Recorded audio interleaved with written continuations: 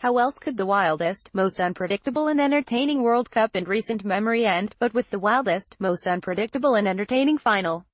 That France won, beating Croatia 4-2, wasn't unexpected. France had been among the favorites when the tournament started a month ago. But virtually everything else that happened Sunday at a sold-out Luzhniki Stadium was a surprise. Advertisement. There was a penalty kick goal following the first video review ever in the final, an own goal and a bizarre score that came after France keeper Hugo Lloris gave the ball to Croatia's Mario Mandzukic just a few yards from his own net. But when the dust had settled, France had won the highest-scoring final since 1966 and collected its second World Cup in 20 years. And even for the winners who came in favored, that was proving a lot to wrap their heads around. I don't really realize yet what it is. The World Cup, it's a lot, forward Antoine Griezmann said. I'm very proud of this team.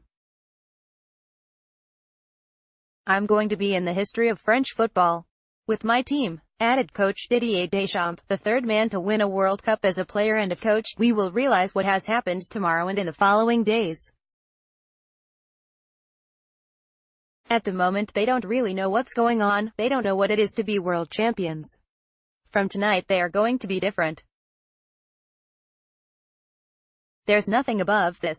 The last 3 World Cup finals were all conservative games decided in extra time or penalty kicks. Sunday's game broke from that tradition in a big way, with Mandzukic opening the scoring in the 18th minute by inadvertently heading a free kick from Griezmann into his own net.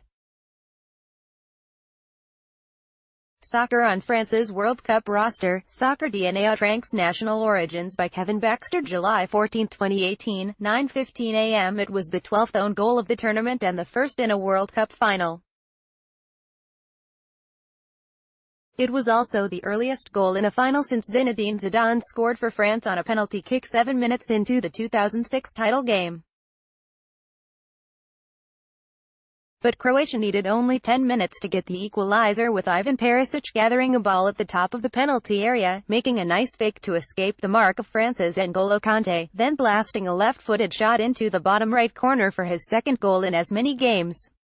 Perisic gave the goal back 10 minutes later, though. Defending on a Griezmann corner kick, Perisic saw the ball skim the back of French midfielder Blaise Matuidi and hit him in the hand before going out of bounds. Argentine official Nestor Pitana was screened on the play, but after consulting with the video assistant referees, he looked at a replay and awarded the penalty, which Griezmann converted for the 22nd penalty kick goal of a tournament, good for both a World Cup record and a 2-1 lead. In a World Cup final you do not give such a penalty, Croatian coach Zlatko Dalic said. But it in no way diminishes France's win. I have to congratulate my players for this game, maybe the best game we played. What we had in terms of luck in this tournament we lacked today. Especially in terms of the first 2 goals. For Croatia, which had rallied from deficits in its 3 previous knockout stage games to win in extra time, there would be no more comebacks. Paul Pogba and Kylian Mbappe made sure of that, expanding France's advantage with goals 6 minutes apart early in the second half.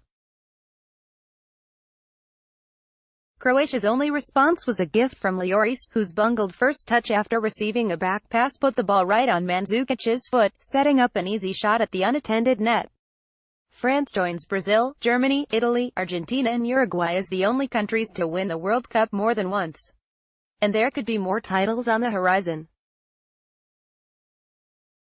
Mbappe, 19, who was named the tournament's best young player, is on the verge of superstardom, and 6 of the 11 players France started Sunday are younger than 26, meaning they likely have at least one more World Cup together as a group. Advertisement. Soccer. Belgium beats England to finish third in World Cup by Kevin Baxter. July 14, 2018, 11:30 a.m. I had a very young group. But the quality was there and that was it, Deschamps said. When the final whistle sounded, giving France that title, the players gathered at one end of the field, hugging beneath a confetti shower, taking endless selfies, and congratulating one another on making good on the pre-tournament predictions that called them the favorites. Some players accepted flags from fans and set off on victory laps around the pitch. At the other end, Dalek pulled his team into a tight circle where, arms around one another's shoulders, they celebrated an improbable underdog journey that brought them to the final undefeated. Behind them, thousands of Croatian supporters cheered as if their team had won. We were all sad, downcast. But I told them, hold your heads up high. We have given our all and you have to be proud of this tournament, he said. If someone had offered a second place before the tournament started, that would have been fantastic. You have nothing to be sad about.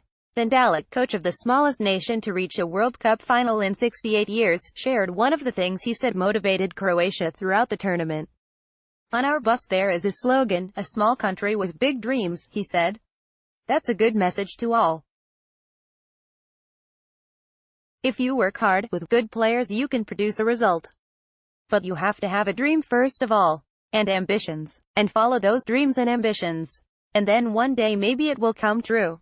You never stop believing.